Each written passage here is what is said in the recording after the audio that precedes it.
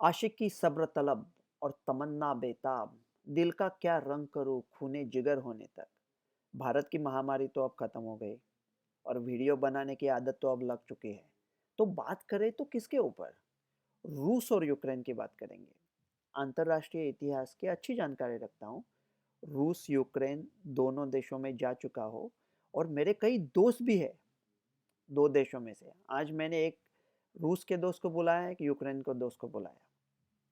दोनों दिखने में एक तरह है, दोनों क्रिश्चियन है, ऑर्थोडॉक्स है, एक ही टाइप के चर्च में जाते हैं, एक दूसरे की लिखावट समझ सकते हैं, सिरिलिक स्क्रिप्ट जो हम लोग लैटिन स्क्रिप्ट वाले नहीं पढ़ सकते। दोनों वोडका पीते हैं, पिरोगिस खाते हैं, एक दूसरे की भाषा भी समझ सकते हैं, पले बड़े भी 50 मील के फासले पे है। वो दोनों आके कॉफ़ी पी, साला मेरे पैसे से सैंडविच भी मंगाया और जंग नहीं होना चाहिए ऐसा कह के चले गए। ये लड़ाई दो भाइयों में है और वो इतनी बुरी तरह से नहीं होगी, ठीक हो जाएगा। अभी तो हम चैन की सांस ले रहे थे ये कोविड महामारी से, अभी ये कुछ नया लफड़ा चालू हो गया। देखो, जब वाली और सुग्रीव की लड़ाई हुई थी, तब वाली जो ताकतवर था वो कहता कि कोई दूसरा बीच में ना आए, लेकिन सुग्रीव ने प्रभु रामचंद्र की मदद ली थी। तो यूक्रेन थोड़ा सुग्रीव की तरह है, वो थोड़ा कमज़ोर है, तो इसलिए उसे अमेरिका, फ्रांस या जर्मनी से मदद की अपेक्षा है और वो सोचने में भी थोड़े अलग है। ऐसा कहते हैं कि जो लोग अपने अतीत की उपेक्षा करते हैं, वो लोग अक्सर उस अतीत को दोहराने पर मजबूर हो जाते हैं। तो देखते हैं कि इन लोगों का अतीत क्या था। कई कई साल पहले 10वीं सदी में ये सब एक था और जो जिसको हम रूस बोलते हैं, उसकी जो मातृ मातृ सिटी है, उनकी जो उनकी जन्मभूमि है, वो किएव थी।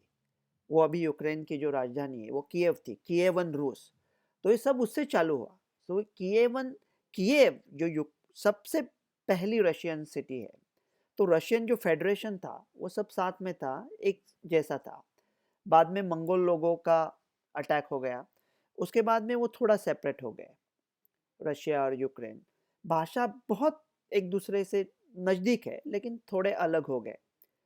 फिर ऑटोमन एम्पायर जो टर्की का एम्पायर था, उनका थोड़ा इन्फ्लुएंस आ गया। फिर यूक्रेन पे पोलिश इन्फ्लुएंस था, कभी ऑटोमन इन्फ्लुएंस था, कभी थोड़ा लिथुआनिया का था।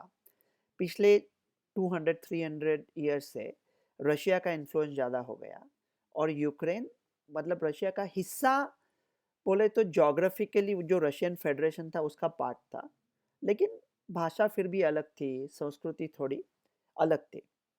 उसके बाद फर्स्ट वर्ल्ड वॉर हुआ। फर्स्ट वर्ल्ड वॉर में 1917 में रशियन रिवॉल्यूशन हुआ। रशियन रिवॉल्यूशन रशिया में भी काफ़ी लोगों को पसंद नहीं था, तो वहाँ दो लोगों में सिविल वॉर हुआ, यादवी युद्ध हुआ। उसको बोलते हैं white Russian versus red Russian. ये जो वाइट रशियन थे वो काफ़ी सारे यूक्रेन के ईस्ट में थे, बेलारूस के पार्ट में थे। तो उनमें जो जंग हुई उसके बाद में सब लोग सोवियत बन गए। तो रशिया भी सोवियत और यूक्रेन भी सोवियत, और उनका सब एक फेडरेशन था, उसमें रशिया की ज़्यादा चलती थी।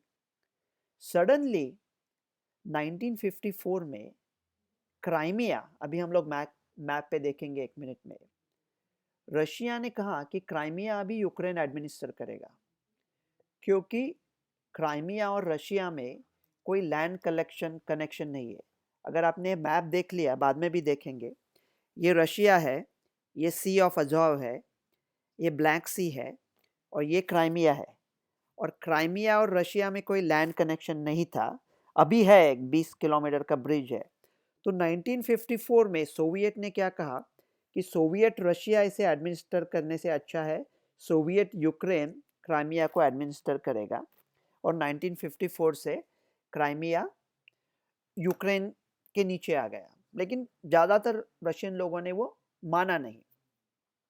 उसके बाद 1991 में जब सोवियत टूट पड़ा, सोवियत एम्पायर टूट पड़ा, तो यूक्रेन ने कहा कि अभी हम लोग स्वतंत्र हो जाएंगे। तब से यूक्रेन स्वतंत्र है, लोकतंत्र है, वहाँ पे अच्छा लोकतंत्र है, इलेक्शंस होते हैं, फ्री इलेक्शंस होते हैं।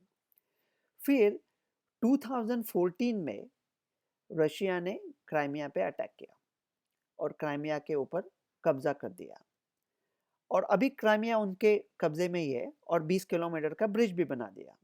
तो अभी क्राइमिया पे तो रशिया का ही कब्जा है। अभी ये जो यूक्रेन के ईस्ट में ये दो पार्ट्स है ईस्टर्न यूक्रेन में, उनमें से लोग ज़्यादातर रशियन ही बात करते हैं और रशिया के साथ सहानुभूति रखते हैं, तो मानो रशियन ही है वो। तो रशिया अभी बोल रहा है कि ये जो दो पार्ट्स है उनको उन्होंने इंडिपेंडेंट उनका कबूल किया है और वहाँ आर्मी भी भेजने की सोच रहे हैं। ये जो बेलारूस है, मतलब आपके नज़रिए पे है, अगर रशिया कादर खान है तो बेलारूस शक्ति कपूर है, अगर रशिया जय है तो बेलारूस वीरू है। तो ये अलग कोई एंटिटी है ही नहीं, जैसा रशिया बोलेगा वैसा बेलारूस करेगा। पोलैंड यहाँ पे है, पोलैंड को भी कोई दिलचस्पी नहीं है अभी ये जंग होने में, क्योंकि पोलैंड पोलैंड क्या करेगा, अगर जंग हो जाएगा तो यूक्रेन से काफ़ी सारे रेफ्यूजीज पोलैंड में आएंगे और उनके इकोनॉमी का बैंड बजा देंगे। और दूसरी बात ये है, मैं ये कह रहा हूँ कि रशिया शायद ये जंग नहीं करेगा, क्योंकि रशिया को क्या है, रशिया को ब्लैक सी को एक्सेस चाहिए, ठीक है। लेकिन ब्लैक सी को तो एक्सेस उनको क्राइमिया के वजह से है ही। क्राइमिया को अगर उनको लैंड एक्सेस चाहिए तो उनको वहाँ तक आने की ज़रूरत ही नहीं है, यहाँ भी अभी 20 किलोमीटर का ब्रिज बन चुका है। अगर ये जो पार्ट है ईस्टर्न यूक्रेन के, जहाँ पे रशियन लोग रहते हैं, अगर उनको उन लोगों को उन पे कोई जाती हो रही है, तो जो युद्ध 2014 से चालू है वो अभी भी चालू है। वो लोग वैसा खुद का डिसीजन खुद ले रहे हैं। 13,000 लोग मर भी चुके हैं।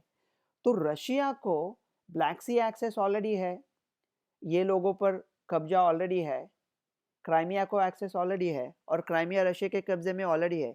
तो रशिया को अभी जंग करके रशिया के हाथ में कुछ आने वाला नहीं है। तो मेरे समझ में नहीं आता कि वो क्या चाह रहे हैं उससे। अभी यूक्रेन चाहता है कि वो यूरोपियन यूनियन ज्वाइन करे या नेटो ज्वाइन करे। अभी नेटो के ऊपर लोग बात करते हैं, किसी को फुल फॉर्म भी नहीं मालूम होता। North Atlantic Treaty Organization, Second World War के बाद रशिया के एग्रेशन को रोकने के लिए नॉर्थ अटलांटिक ट्रीटी ऑर्गेनाइजेशन बनाया था और उसके खिलाफ में रशिया ने वार्सा पैक्ट बनाया था। मतलब पोलैंड यहाँ पे है, तो अभी पोलैंड ही नेटो को ज्वाइन हो गया। अगर वार्सा पैक्ट में से पोलैंड ही अगर नेटो को ज्वाइन हो गया तो अभी उसका मायना क्या है। 2014 में भी जब रशिया ने क्राइमिया पे कब्जा किया था तब अमेरिका जंग पे नहीं गया, क्योंकि वो आपस की लड़ाई थी और यूक्रेन वैसा नेटो का पार्ट है ही नहीं। तो अगर अमेरिका जंग पे जाएगा तो कितने जगह पे जाएगा। वर्ल्ड हेल्थ ऑर्गेनाइजेशन का 24% बजट अमेरिका देती है, यूनाइटेड नेशंस का देती है, सबका बजट नेटो का देती है, सबका पैसा अमेरिका से ही आता है, कोई थैंक यू भी नहीं बोलता था। तो हम अमेरिका कितना करेगी। तो अमेरिका, फ्रांस या यूरोप कोई उधर जंग के लिए आदमी भेजने वाला नहीं है। तो फिर रशिया को क्या चाहिए इसमें, क्या उनको जंग चाहिए। मतलब अगर गब्बर है और गब्बर कह रहा है कि बसंती नाच के दिखाओ, बसंती ने डांस कर दिया, फिर गब्बर ने कहा धन्नो भाग के दिखाओ, तो धन्नो ने भाग के दिखाया, जय और वीरू मेरे पैर छुओ, चाचा सन्नाटा मचाओ। बाद में कोई गब्बर को पूछता है कि गब्बर चाचा आपको चाहिए क्या। और अगर गब्बर चाचा ने कहा मुझे जंग चाहिए, अगर उन्हें जंग ही चाहिए तो फिर ये सब चीजें करने की क्या जरूरत है, पहले से ही जंग करेंगे। लेकिन जंग ऐसा नहीं होगा। जो जंग ईस्टर्न यूरोप यूक्रेन में होने वाला ऐसा बोलते हैं, रशियन ट्रूप जा रहे हैं कल, वहां पे तो जंग ऑलरेडी चालू है, 8 साल से चालू है, तो उसमें कुछ नया होने वाला नहीं है। अमेरिका या फ्रांस या जर्मनी कोई वहाँ सोल्जर्स नहीं भेजने वाला, वो यूक्रेन की शायद हेल्प करेंगे। यूक्रेन क्यों जंग करेगा, यूक्रेन को क्या मिलेगा उससे, यूक्रेन को कुछ मिलने वाला नहीं है। जंग, यूक्रेन को कुछ एम्बिशन है ही नहीं टेरिटोरियल। रशिया को क्या मिलेगा, रशिया को भी कुछ मिलने वाला नहीं है। लेकिन रशिया का रूबल का value compare to dollar already sliding है। रशियन मार्केट ऑलरेडी बैंड बज रहा है। ये जो सैंक्शन है, इकोनॉमिक सैंक्शन, उससे रशिया के मार्केट में तबाही मच सकती है। तो रशिया के हाथ में भी कुछ नहीं आने वाला। तो मेरे ख्याल से this will be a big ado about nothing. इसमें कुछ नहीं होगा। अभी पूरे विश्व की महामारी खत्म होने को आई है। अब हम लोग जरा चैन की सांस ले रहे थे, तो ये कुछ नया लफड़ा चालू होगा।